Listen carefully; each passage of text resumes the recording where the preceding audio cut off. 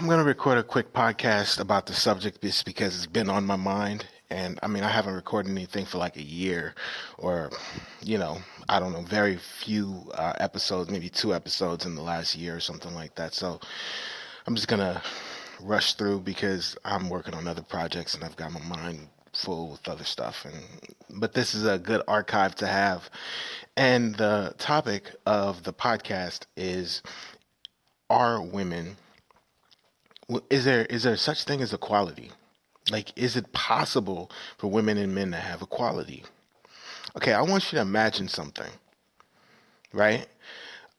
Like just from a fundamental, um, just from a fundamental standpoint, just from a fundamentally, um, how do you say?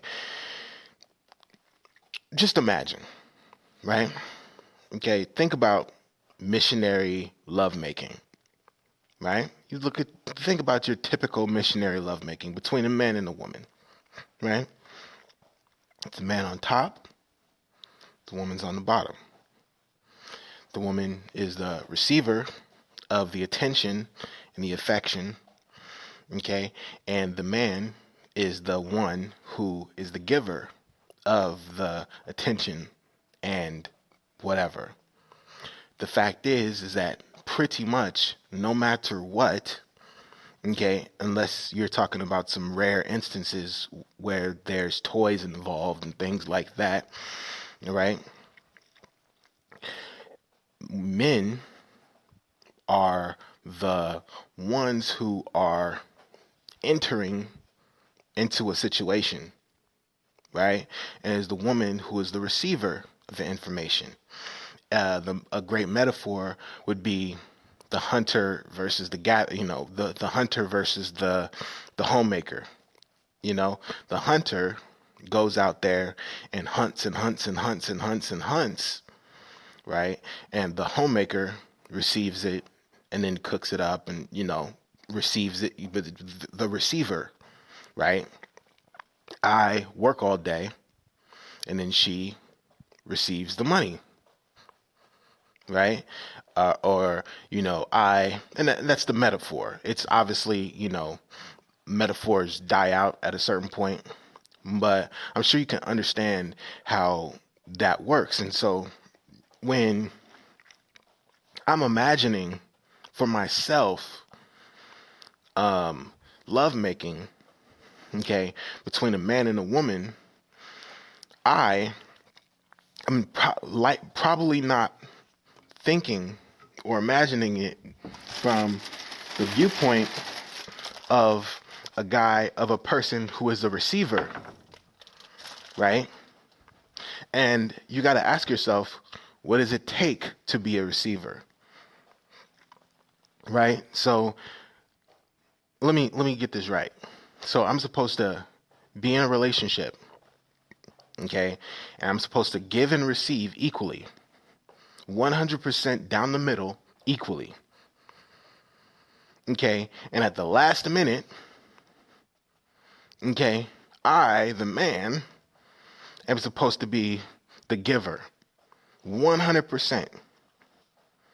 Okay, and she's supposed to be the receiver. 100%. And this is another thing. It's like, what about metaphors? What about foreplay? Right? So you think about foreplay, right? Think about the average foreplay between a man and a woman. It's a role playing, essentially, okay? And it's role playing in preparation for the actual physical act of intimacy, right?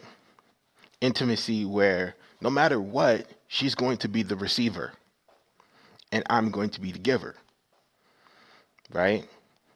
Of course, there's some, like I said, there's some rare instances, but that's how we're designed, right?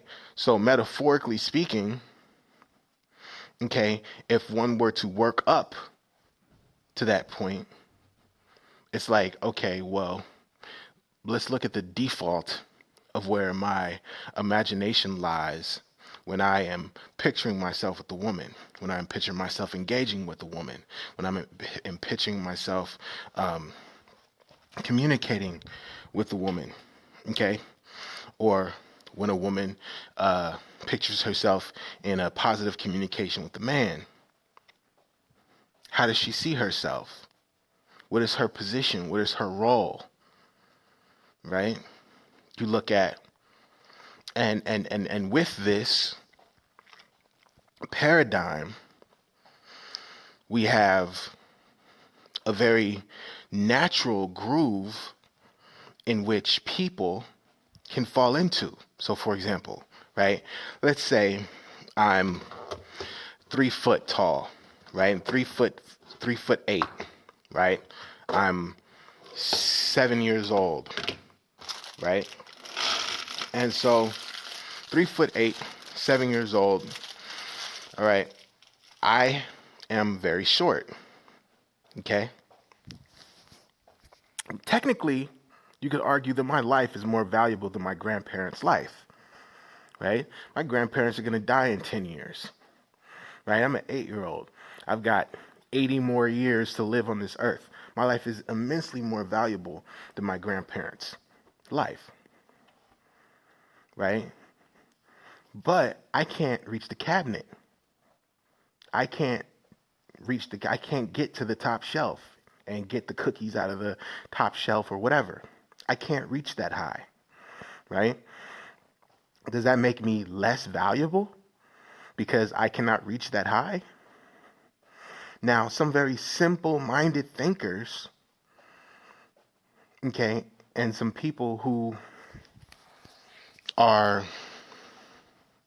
I don't know, maybe afraid that other people see things in a very simplistic way,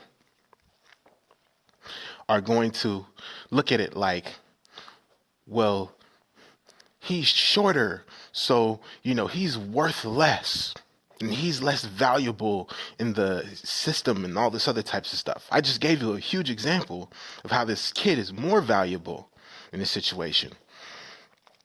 It's just like male and female relationships, right? Women have immense value, okay? And their value is going to be different than men's, okay? It's not better or worse, it's different, right? I think that anyone with any type of self-esteem isn't going to attempt to trash the opposite sex, whether you're a man talking about a woman or a woman talking about a man, right? So back to what I'm saying. She's the receiver, I'm the giver. The society, or the sort of groove of the way that the river has flowed for a very long time, unfortunately, or how some women may see it, is I am the receiver. I am not the giver. I am not the active one. I'm the passive one. Because of my passivity, it makes me weak. It makes me, puts me at a disadvantage. Okay? And so what you have, or what you may see in certain communities, is people attempting to belittle men. Like, you, Hunter, are a bad person, and I am going to take you down. Okay? Because you think that you're better than me. Right? And I get it. Because it's like, yo, if I honestly believe that somebody is looking at me like I'm less than, and that's what I genuinely feel, especially if I'm in a bad mood, I'm probably going to want to chop their head off and make their life a living hell. Okay? That's just a fact. There's nothing I can do about that. That's just my life, right? Probably your life too. Somebody tries to disrespect you, it's off with their heads. I get it. And I think that a lot of people may feel like, okay, well, my power is not put on Front Street. It's not on the main street. It's not, in the media. When I watch a television show, it's not the dominant, you know, um, for example, right? I think it's 15%, maybe something like that, 12%, 10% Asian people in the United States. Yet, like 1 out of every 200 actors in Hollywood is Asian, right? 1 out of 200. So if Hollywood is an accurate representation of real life, it means that like Asian people don't do anything. Asian people don't exist. Okay? You could also say the same thing about Indian people. Right? But is that the truth? Absolutely not. Asian people put a tremendous give tremendous value to the world. Right? Look, it sounds like I'm talking in circles, and if you get my metaphors, you get my metaphors. If you don't, then I'm sorry for talking your ear off. Please forgive me. Okay? I'll try to wrap it up and give you a good point. I'm going to give you a good point. Okay? This point is for the men out there who are listening and who want to be successful with women. Okay, but in being successful with women and having women friends and women relationships with the opposite sex, you're there's going to be some potential drawbacks, and you're dealing with different elements, right? It's structurally different, right? It's like the difference between meat and cheese. You see what I'm saying? It's structurally different. You see what I'm saying? You put meat on the pan and it does different things. You put cheese on the pan, it does different things. Okay? Is one better than the other? Some people might say cheese is better.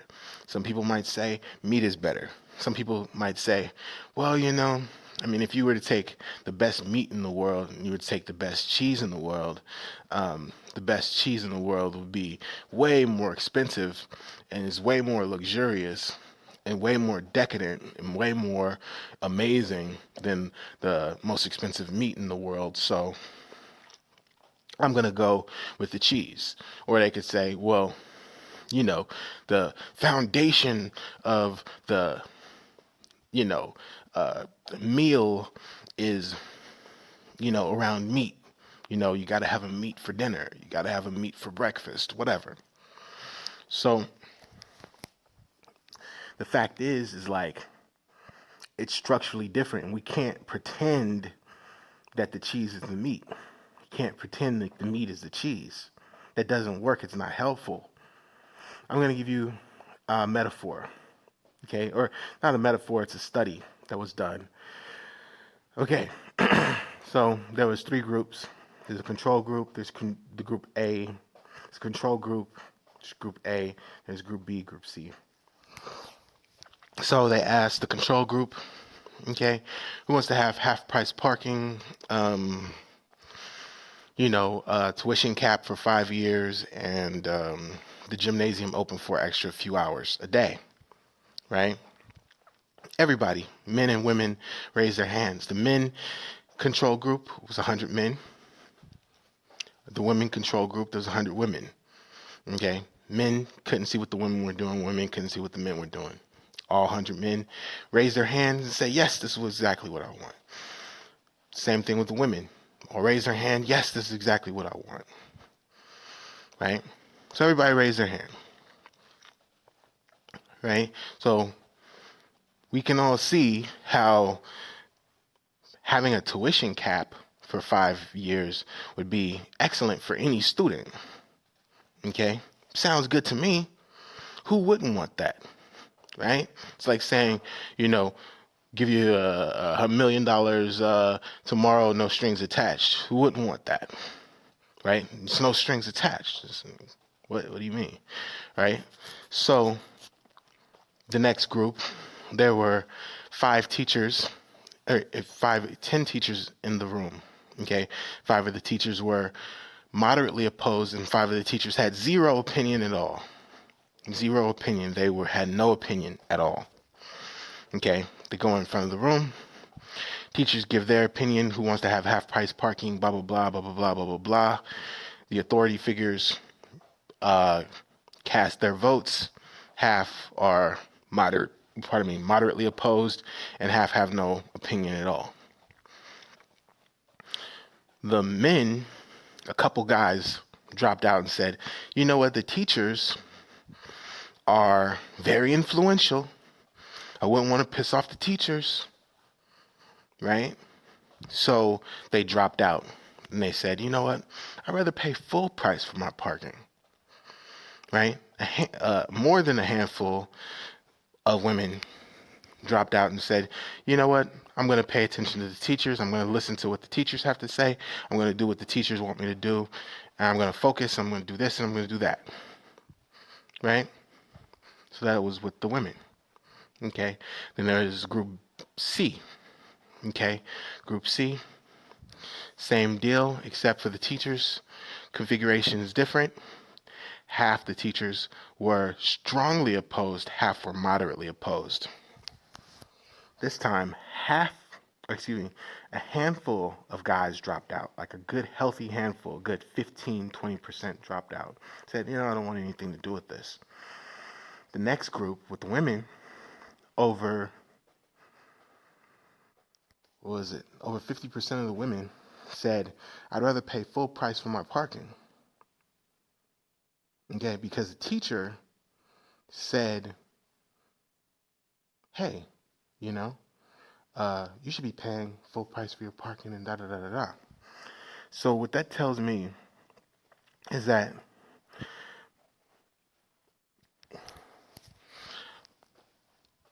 the fact is like let me tell you another study.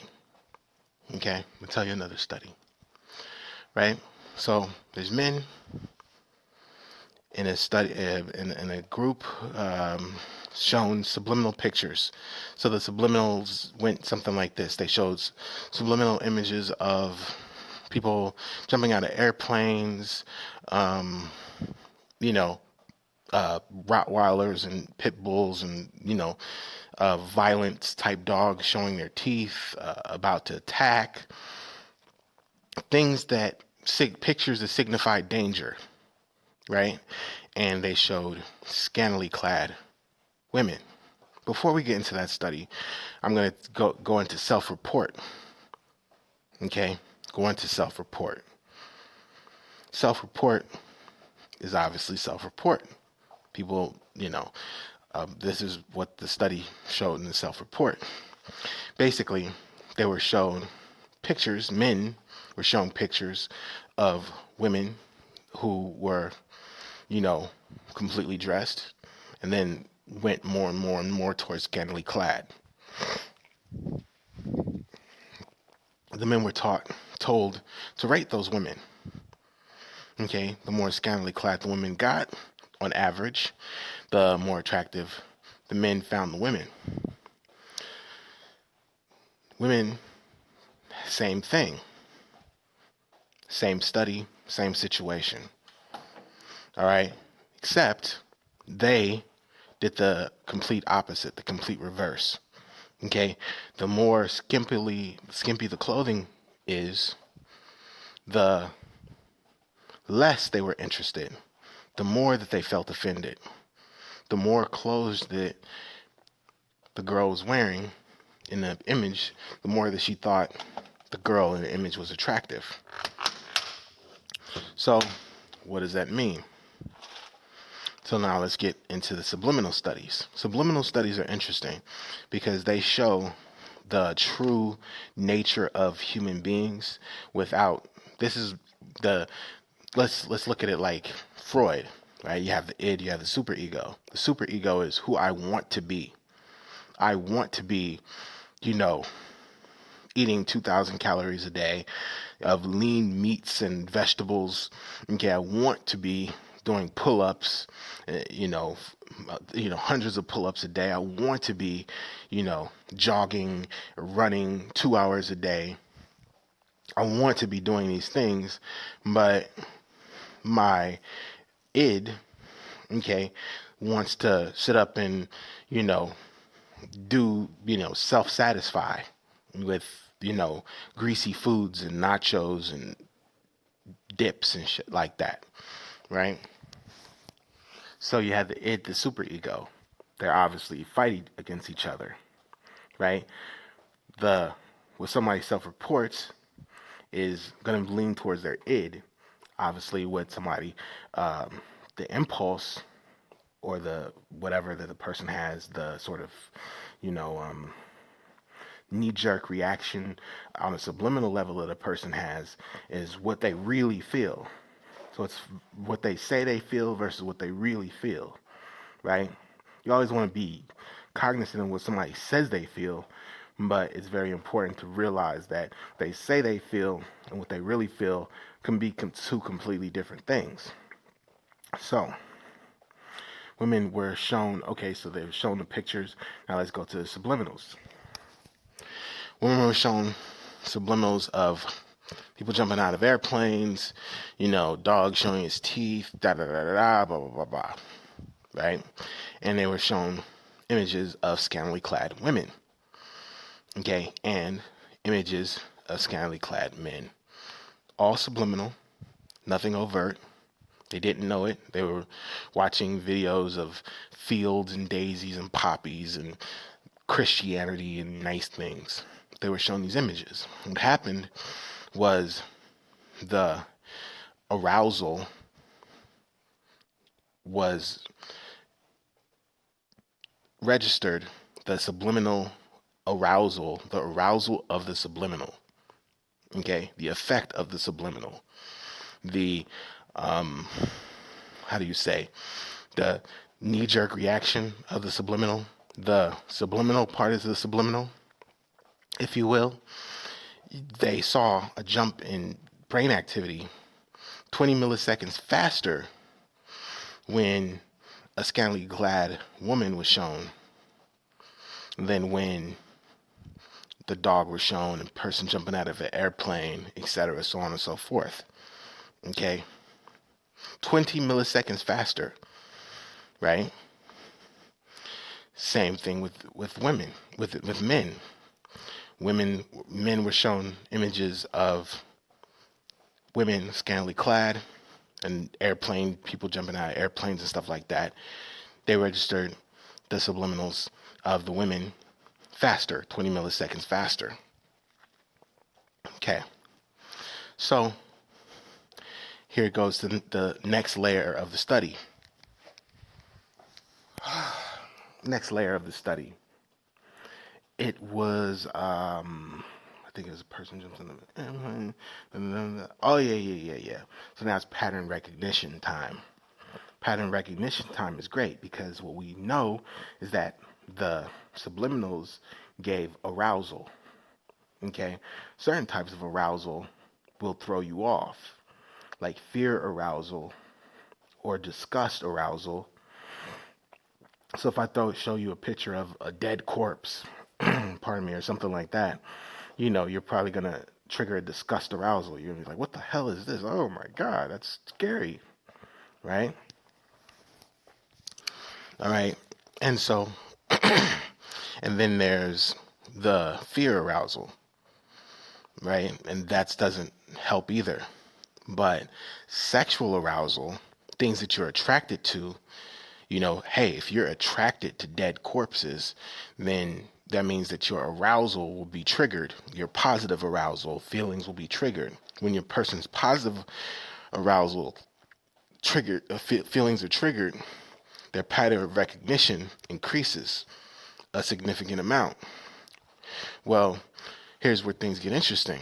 When women were shown pictures of women, their pattern recognition increased dramatically, right? When men were shown pictures of women, their pattern recognition increased dramatically, as opposed to when there was no subliminal shown. When men were shown pictures of men subliminally, they had a negative knee-jerk reaction. Okay? Their pattern recognition took a hit for it. When women were shown the same thing or something parallel, pictures of the same sex, different sex, whatever, basically with both sexes scantily clad, women's pattern recognition increased. With men, it only increased with the women. Okay? That is proof. To me, maybe I'm wrong, maybe I misread the study, maybe I misanalyzed the study, okay? But to me, that says that women are just as attracted to women as they are men, but they're just less likely to admit it to themselves or anyone else, okay? That yes, they are attracted to scantily clad women and all that, just like everybody else, right? So, what does that also mean? What is a man's value in this world? Right? A man's value in this world is to lead. That's what our value, maybe you get a different reading from what I read, but my value is not necessarily sexual.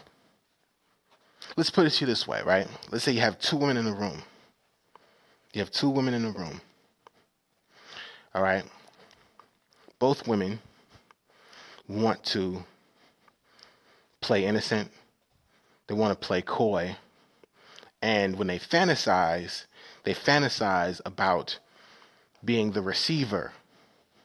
Not the giver, but the receiver. So when they're with their partner, they're fantasizing about receiving, right? Now, obviously, women probably fantasize about giving too, okay? On some level, sure. But I'm sure the default, I would assume that the default is receiving, right? The default fantasies that they have in their mind is to receive, okay? I would assume that a lot of women want to be, it's like, you think of like a blank slate, right? A lot of people say, oh, well, women, they are, dependent and they're blank slates and they don't know what they want. And they say that like that's a bad thing. I'm here to say that it's like the cheese. There's certain places where 1 ounce of cheese costs like $200. Okay? 1 ounce of cheese costs $200, $300, right?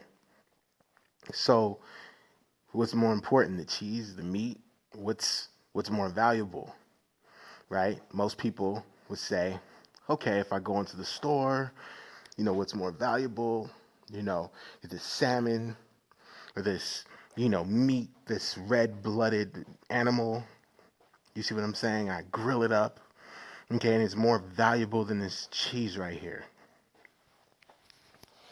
Okay, and the meat is the man and the cheese is the woman, right?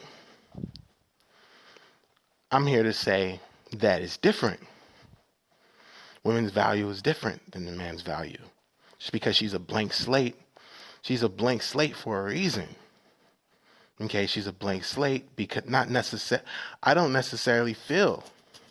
A lot of people may hypothesize that a woman is a blank slate, or some women choose the blank slate positioning, okay, because they were not given a chance to, experiment and explore as children. So, they don't know what they want, and so they're waiting for someone to tell them what they're supposed to want, right? Hence, oh, well, I want this teacher to like me, Okay. And this teacher basically said that, you know, they're strongly opposed. And this teacher is somebody who's going to be giving me my grades. This teacher, I want them to like me. I want them to favor me. So I am going to go to the side of, you know, following whatever they say, even if it makes me a little bit uncomfortable.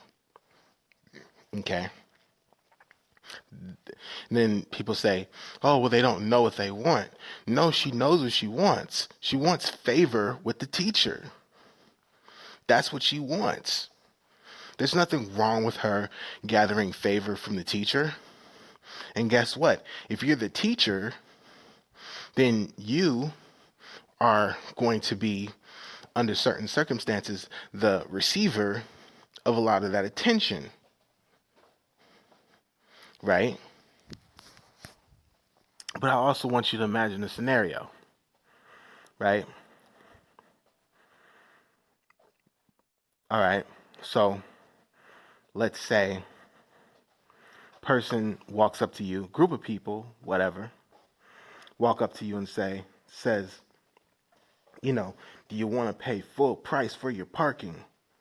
Do you want to, you know, have the tuition go up, prices go up next year? You want to, you want a tuition hike? You want the gymnasium closed early? Do you want, to, have to pay for your parking instead of get it free? Okay. And then you have a reputation for not necessarily being a bully or being a jerk, but for, you could argue being reasonable. You could argue that.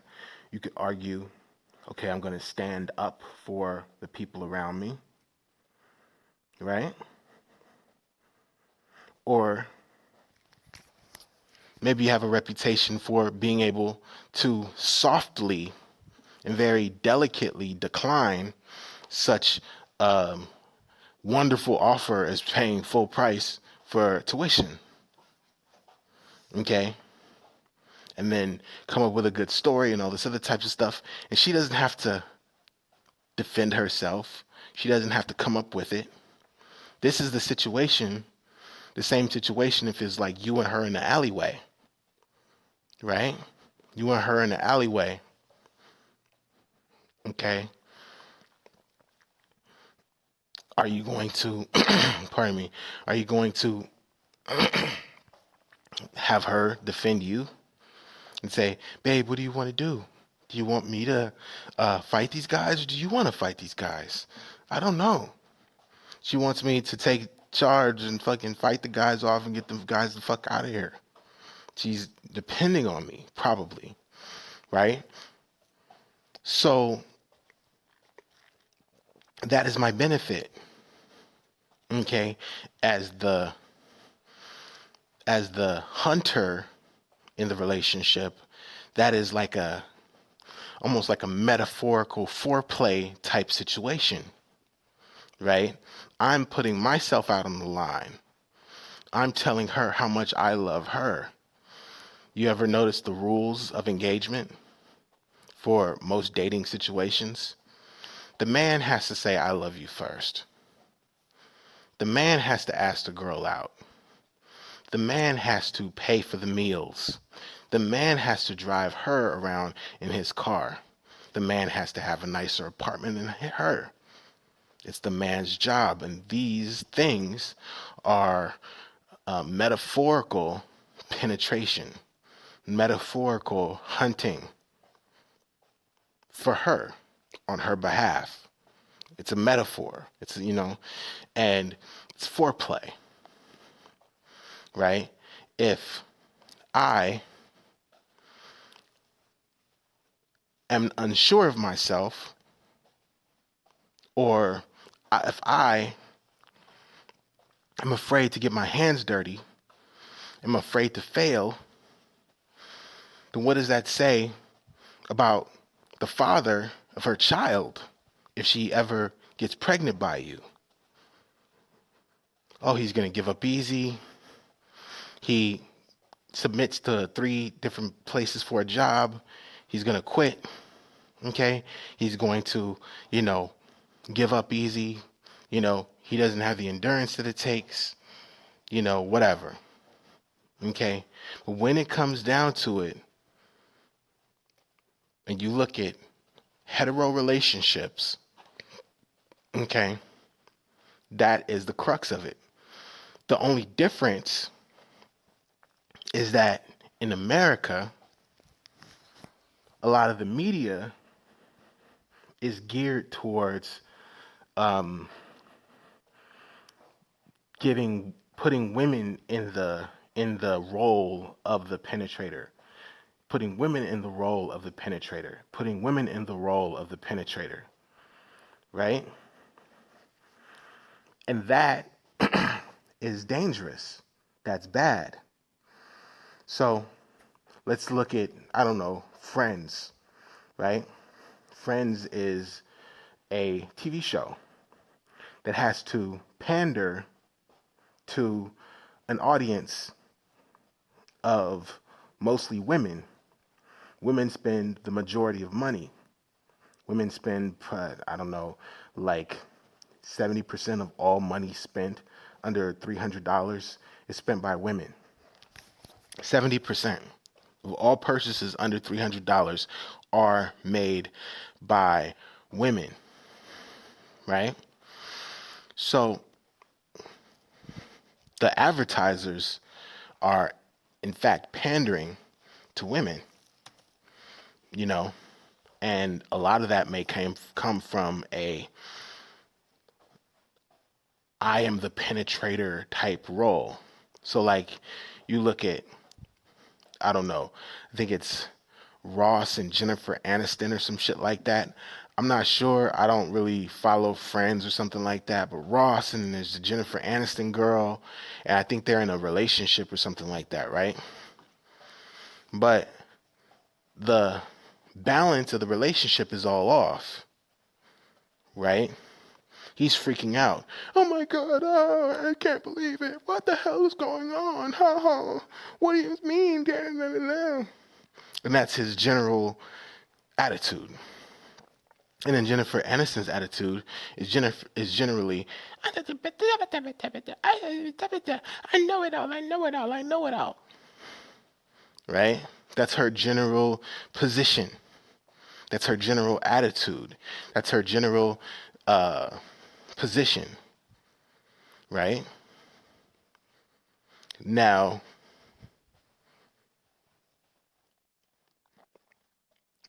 Ross is a bumbling idiot. And he's a hothead, and he's furious, and he's confused, and he's tripping on his own shoelaces. He doesn't know what he's doing. And the fact is if that is you in real life, then you're going to have a harder time being successful with beautiful women. Right? But that's not necessarily true either. It's true, but it's not true. Let me give you an example. Because the fact is that the guy who was very nicely, I'm going to have to decline your very generous offer to make me and my wife pay, full price for parking.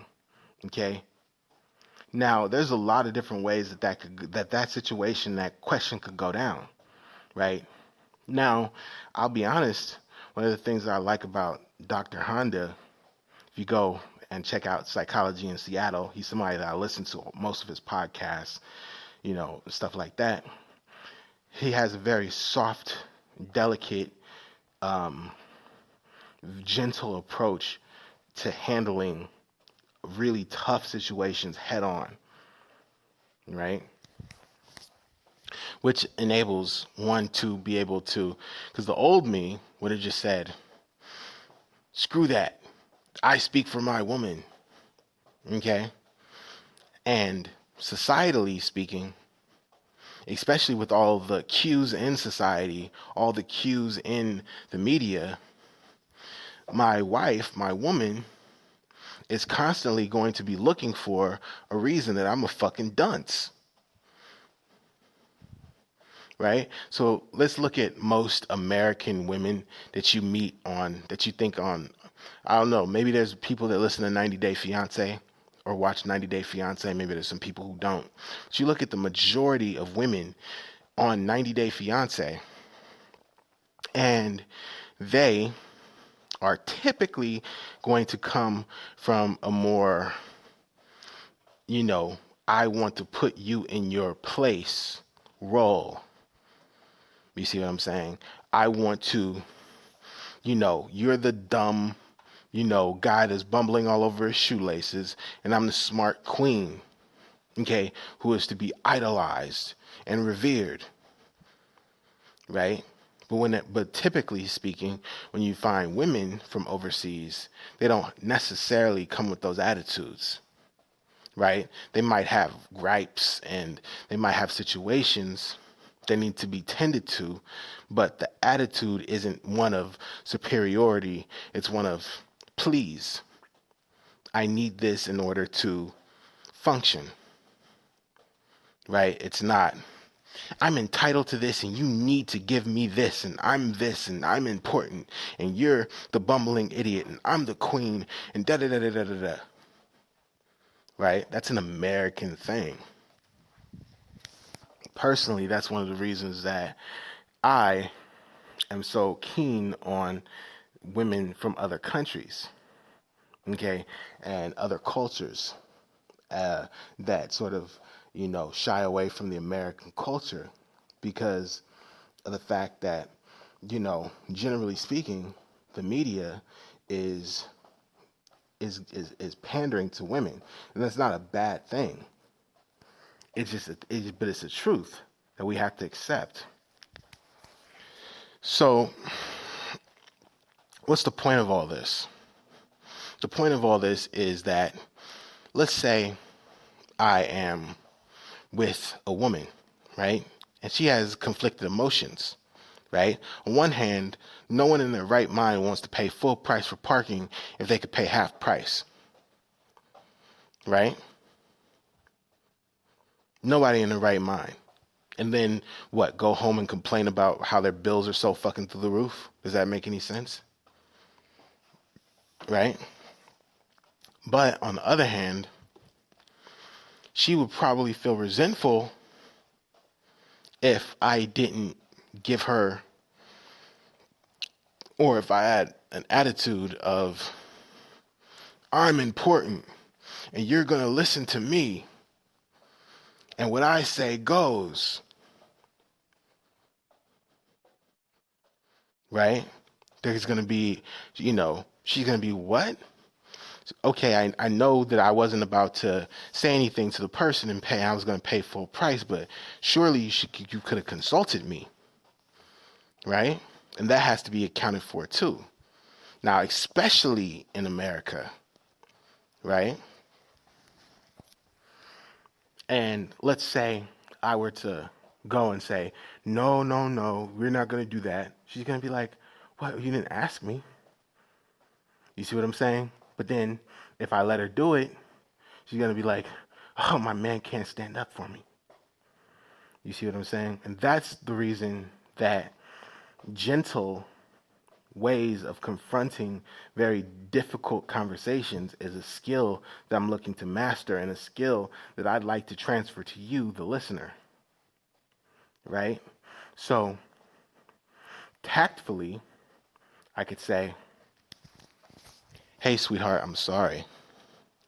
I know that you probably think that I'm trying to domineer the situation and everything like that, but I heard that, they were trying to charge people, this ridiculous amount, and I just had a knee-jerk reaction, and I just said, hell no. Okay, and I know that I should have asked you. I'm really, really, really sorry. I can't say I'm not going to have another knee-jerk reaction like this again, okay, because, paying full price for your parking when you can get it for free? Are you kidding me? But please forgive me. I I jumped the gun and it's just a problem that I have to work on. Would you be offended if you call me out? If I ask you to call me out on it every once in a while, if I make that mistake, so that we can work on it as a team together, right? Seems like an offer that would be difficult to refuse. It was handled in a situation, in a good way, in a tactful situation. I still, there was still she's basically able to have her cake and eat it too. I'm able to make my woman feel good. I mean, to me, it's a win-win, and that's a skill that I'm learning. So it's not like, oh, well, you can't have successful relationships in the United States. And it's not like, oh, well, every relationship is just going to be fucking gravy if you go out of town. No, I'm not saying that. But let's be honest here, okay? A person that grew up in a Christian household is going to know more Christian hymns than somebody who doesn't, right? That's just is what it is. You see what I'm saying? And, somebody who, that's just how we're geared as human beings. We are attracted to what we're attracted to. You know what I mean? So, we're good at what we're good at. You know what I mean? And, if a entire culture is oriented around certain core principles that uphold things like exalting a woman's beauty of, the beauty of femininity, and the sacredness of masculinity and the importance of it, and not trying to knock either one down, but giving each one its own space to live and breathe and fully develop, right? You're going to get it's just like if family is more important on average in Samoa than it is in the United States, and then I asked for a very rigorous family intense schedule from an American girl who's never experienced having that type of rigorous schedule, there's probably going to be some kickback. Whereas if I just find a girl in Samoa to do the same thing, it's not going to be a problem. So anyway, I've rambled enough. I appreciate you listening. Sorry for talking your ear off. And until next time, ciao.